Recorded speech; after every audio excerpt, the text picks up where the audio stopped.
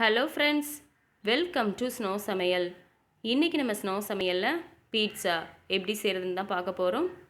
ரொம்பவே சீஸியாக டேஸ்டியாக வீட்டிலையே ரொம்பவே சுலபமாக செஞ்சிடலாம். இப்போ நம்ம பீட்சா செய்ய ஆரம்பிக்கலாம்.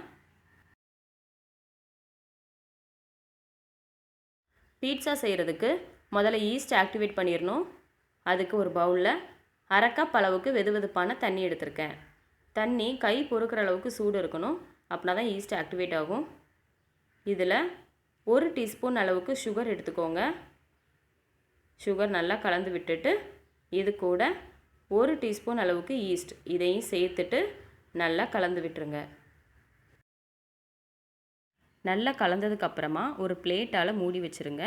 ஒரு 10 நிமிஷம் போல் இப்படியே இருக்கட்டும். ஈஸ்ட் நல்லா புளிச்சு பொங்கி வரட்டும்.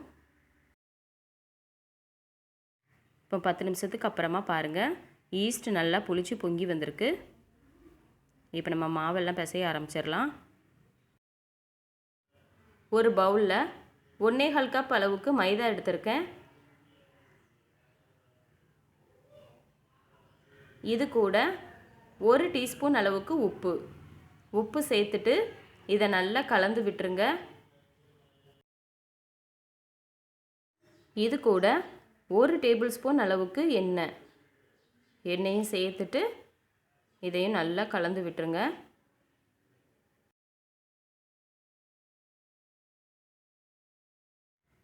இப்போ இதில் நம்ம ஏற்கனவே ஈஸ்ட் ஆக்டிவேட் பண்ணி வச்சுருக்கோம் இல்லையா, அந்த தண்ணியும் இதில் சேர்த்துட்டு இதை நல்லா கலந்து விட்டுருங்க. நம்ம எடுத்துருக்கிற 1/4 கப் மாவுக்கு இந்த ஈஸ்ட்டு தண்ணி சரியாக இருக்கும். அதனால் எல்லா தண்ணியுமே ஊற்றி இந்த மாவெல்லாம் நல்லா பிசைஞ்சு எடுத்துக்கோங்க.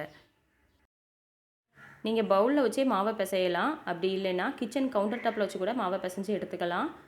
முதல்ல மாவு கையில் ஒட்டிகிட்டு இருக்கிற மாதிரி தான் இருக்கும். அப்புறமா நம்ம பிசைய மாவு கையில் ஒட்டாமல் நல்லா வந்துடும். மாவு நல்லா பிசைஞ்சதுக்கப்புறமா கையில் ஒட்டாமல் எவ்வளோ நல்லா வந்திருக்குன்னு பாருங்கள். நம்ம ரெடி பண்ணி வச்சுருக்கிற மாவு ரொம்பவே சாஃப்டாக தாங்க இருக்கும். உங்களுக்கு பார்த்தாலே தெரியும். இப்போது இந்த பவுலோடைய ஓரங்கள்லாம் எண்ணெய் தடவி எடுத்துக்கோங்க. இதை சுற்றி எண்ணெய் தடவிட்டு மாவோட மேல் பக்கங்கள்லையும் எண்ணெய் தடவி எடுத்துக்கோங்க. எண்ணெய் அப்ளை பண்ணதுக்கப்புறமா இந்த மாவை ஒரு ஈர டவல் போட்டு மூடி வச்சுருங்க.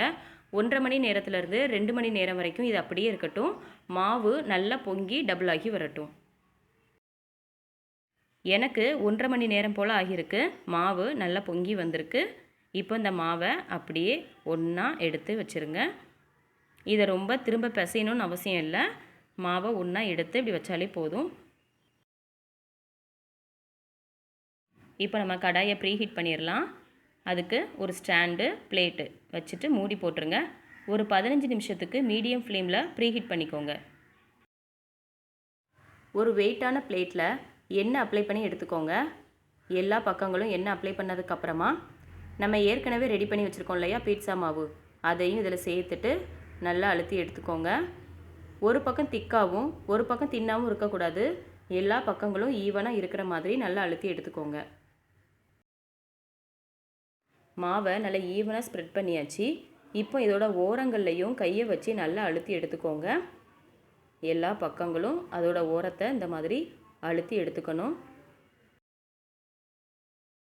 ஒரு ஃபோர்க் வச்சு மாவு மேலே இந்த மாதிரி ஓட்டை போட்டு எடுத்துக்கோங்க. இப்படி பண்ணுறதுனால மாவு ஈவனாக வெந்து வரும்.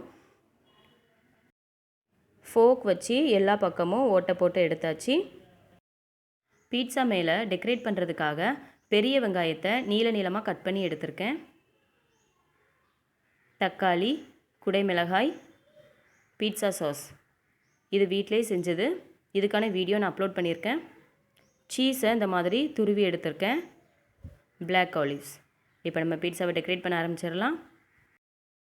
இந்த மாவு மேலே நம்ம ஏற்கனவே எடுத்து வச்சுருக்கிற பீட்சா சாஸை நல்லா ஈவனாக ஸ்ப்ரெட் பண்ணி எடுத்துக்கோங்க.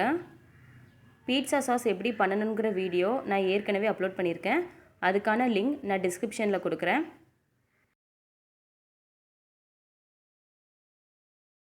பீட்சா சாஸை ஸ்ப்ரெட் பண்ணதுக்கப்புறமா நம்ம துருவி வச்சுருக்கிற சீஸை இதுக்கு மேலே தூவி விட்டுக்கோங்க. உங்களுக்கு எவ்வளோ சீஸ் வேணுமோ அவ்வளோ சீஸ் நீங்கள் சேர்த்துக்கலாம். சீஸ் அதிகமாக இருந்ததுன்னா சாப்பிடும்போது ரொம்பவே நல்லாயிருக்கும். இது மேலே நம்ம கட் பண்ணி வச்சுருக்கிற வெங்காயத்தை கொஞ்சம் கொஞ்சமாக கேப் விட்டு வச்சுக்கோங்க. வெங்காயம் எல்லாம் சேர்த்தாச்சு. இதுக்கப்புறமா கேப்சிகம். நான் வந்து க்ரீன் கேப்சிகம் எடுத்திருக்கேன். உங்கள்கிட்ட எல்லோ கலர், ரெட் கலர் இது இருந்தாலும் சேர்த்துக்கோங்க. பார்க்குறதுக்கு ரொம்பவே கலர்ஃபுல்லாக இருக்கும். அதுக்கப்புறமா தக்காளியை இந்த மாதிரி நீள நீளமாக கட் பண்ணி சேர்த்துருக்கேன். நீங்கள் இது கூட மஷ்ரூம், கார்ன் இது வேணாலும் சேர்த்துக்கலாம். பார்க்குறதுக்கு ரொம்பவே கலர்ஃபுல்லாக இருக்கும். சாப்பிட்றதுக்கும் ரொம்பவே நல்லாயிருக்கும். இது கூட பிளாக் ஆலிவ்ஸ் சேர்த்துருக்கேன். நீங்கள் பிளாக் ஆலிவ்ஸும் சேர்க்கலாம், க்ரீன் ஆலிவ்ஸும் சேர்க்கலாம். பார்க்குறதுக்கு இன்னுமே ரொம்ப கலர்ஃபுல்லாக இருக்கும். இப்போ இதுக்கு மேலே இன்னும் கொஞ்சம் சீஸ் சேர்த்துக்கலாம். சீஸ் நம்ம அதிகமாக சேர்த்தோன்னா பீட்சா சாப்பிடும்போது ரொம்பவே நல்லாயிருக்கும். உங்களுக்கு எவ்வளோ தேவையோ அவ்வளோ சேர்த்துக்கோங்க. இப்போ சீஸ்லாம் சேர்த்தாச்சு, எல்லாமே ரெடியாக இருக்குது. இப்போ நம்ம கடாயை ப்ரீஹீட் பண்ணியாச்சு. இப்போது இதில் நம்ம எடுத்து வச்சுருக்கிற அந்த பிளேட்டை உள்ளே வச்சுட்டு மூடி போட்டு வச்சுருங்க. மறுபடியும் ஒரு 15 நிமிஷம் போல் மீடியம் ஃப்ளேமில் அப்படியே இருக்கட்டும்.